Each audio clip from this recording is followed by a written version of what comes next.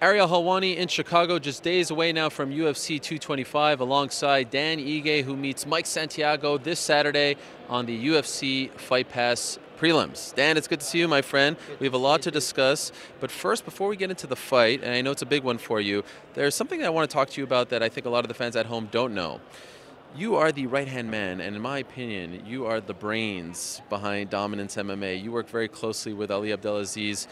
He trusts you. In fact, I like to joke that you are the vault in the company. How did you end up in that position as an active fighter, now in the UFC, but yet still day-to-day working alongside one of the busiest managers in the game?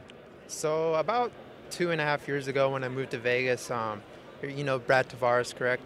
So Ali manages Brad, and he's one of my good friends, and one day he was like, hey, you want to come to dinner with my manager? And I was like, oh, sure. So I kind of knew who he was, just crazy Egyptian guy that came in the gym, judo guy. I didn't really know too much about him. I think he was working at World Series of Fighting at the time. So I was like, oh, maybe that's like a good way, like, you know, build a relationship, you know, to help me get some fights, because I was, I think, 2-1 as a pro. And yeah, so we went to dinner, we kind of hit it off, and he's like, hey, I need somebody to work with me, or like, can you work? And I was like, I didn't have a job at the time, and I needed a job, so I was like, yeah, I could do that. I didn't know what I was going to be doing, but he's like, okay, brother, be at my house tomorrow, 10 a.m. I was like, okay, so I kind of showed up, you know, I dressed up, I didn't know what to expect, and then just kind of started like answering some texts and emails, because, you know, he doesn't text very well. Yes. His grammar's not too good. But yeah, just from there on, for 2.5 years, I've been with him every single day, kind of just involved in the business. I'm not the one, you know, going into meetings with Dana, like making the negotiations, but, you know, I see everything behind the scenes. You know, I'm involved in a lot of the management work, you know, that we offer to our fighters. So, you know, a lot of people don't know that. But yeah. You familiar with Breaking Bad? Yes. Yeah, I'm Heisenberg. Okay. Yeah. I get that. Yeah. And what a crash course you have received. It's probably very valuable to you. Is it now something that you want to do when you're done? Like, have you started to think like, okay, now I'm setting myself up perfectly for life after fighting? I know that's a long ways away, but you're developing these skills that a lot of fighters don't have. Yeah, it's definitely an option. You know, I'm learning so much, just hands-on experience, and it's definitely something I can partake in after fighting. And of course, I'm doing this full-time right now. Yeah. But you know, right now fighting is my main goal. I want to do, you know, whatever I can in the sport. You know, work towards a championship. That's my goal. You know, but definitely managing fighters, and I want to help out. You know, a lot of young fighters in Hawaii, especially. That's where I'm from, and we don't really have management over there. We never had guidance. There's so many good fighters from Hawaii that no one knows about, because you know, they're just not guided right, and they take stupid fights, and you know, like, you got like 1-0 guys fighting guys who are like 15-1. Like, yeah, I'm sure that, you know, we could beat them, but it's just like fights that we don't need to be taking at that point in our career. It's not going to get us to the UFC or, you know, other higher organizations. So I definitely want to, you know, get back and help the, you know, other fighters, up and comers in Hawaii. So What's interesting though is that Ali doesn't manage you. no. Why is that? You are managed by Sucker Punch and Brian Butler, correct? Yes, correct. So, like I said, I was 2-1 when I started working with Ali, and he was honest with me. He's like, hey man, to be honest, I don't have a lot of connections with smaller organizations, like, to help build you up and get you to the UFC.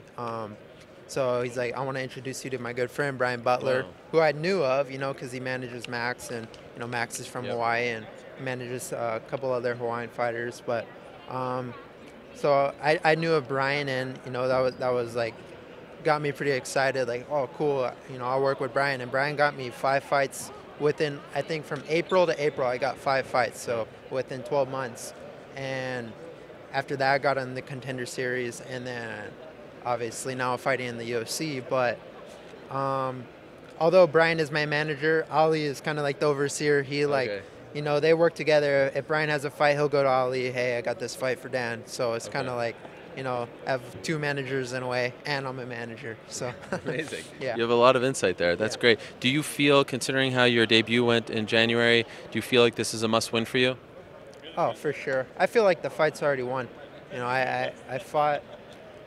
I worked my ass off for the past 8 weeks. Actually, since January, I've worked my ass off. I haven't took a day out of the gym. I've been training, working on my weaknesses, just getting better every day. That's been my focus and staying disciplined. And you know, I don't have to come here fight week, worry about weight cut. You know, I stay disciplined, keep my weight low, and I'm ready to whoop some ass and kick off the card.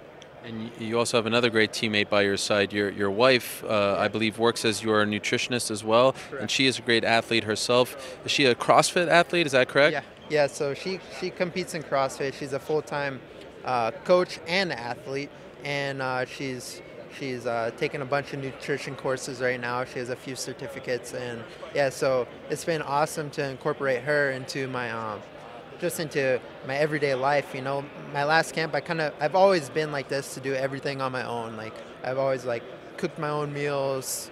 It's just something I've always done, and so it's nice to include her and make her feel involved, but it also helps me a lot. So she has a huge involvement. She's been cooking all my meals for the last couple weeks, and especially fight week, you know, I don't have to worry about that.